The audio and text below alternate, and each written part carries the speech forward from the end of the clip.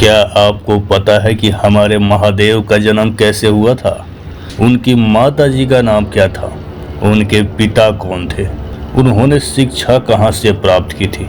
अगर नहीं पता तो चलिए आज हम आपको बताते हैं कि भगवान शिव का जन्म कैसे हुआ था।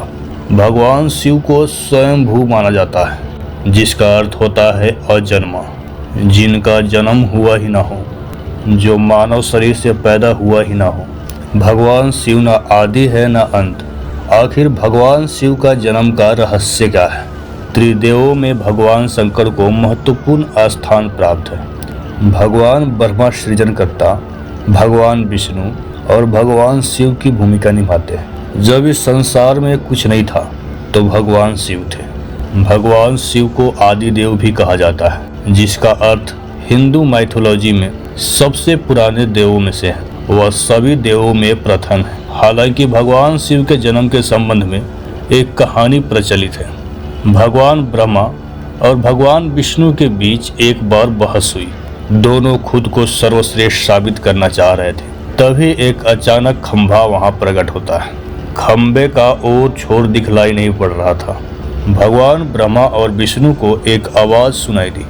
उस आवाज में यह बोला गया था कि आप दोनों को एक दूसरे से मुकाबला करने की चुनौती दी जा रही है। उन्हें खंबे का पहला और आखिरी छोर ढूंढने के लिए कहा गया। यह सुनते ही भगवान ब्रह्मा ने तुरंत एक पक्षी का रूप लिया और खंबे के ऊपरी हिस्से की खोज के लिए निकल गए। दूसरी तरफ भगवान विष्णु वाराह का रूप धारण किया और उस खंबे के छोर को ढूंढने के लिए निकल गए। दोनों ने बहुत प्रयास किया लेकिन असफल रहे। कुछ देर बाद खंभा अचानक गायब हो जाता है और वहां शिव जी प्रकट होते हैं। तब इन दोनों को एहसास हो जाता है कि सबसे शक्तिशाली और सबसे सर्वश्रेष्ठ शिव जी हैं।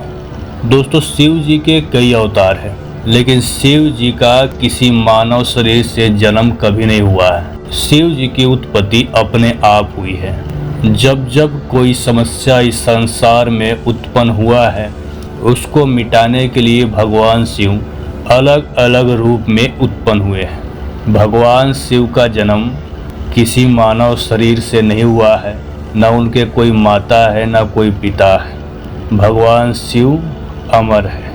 हर हर महादेव। जय शिव शंभू।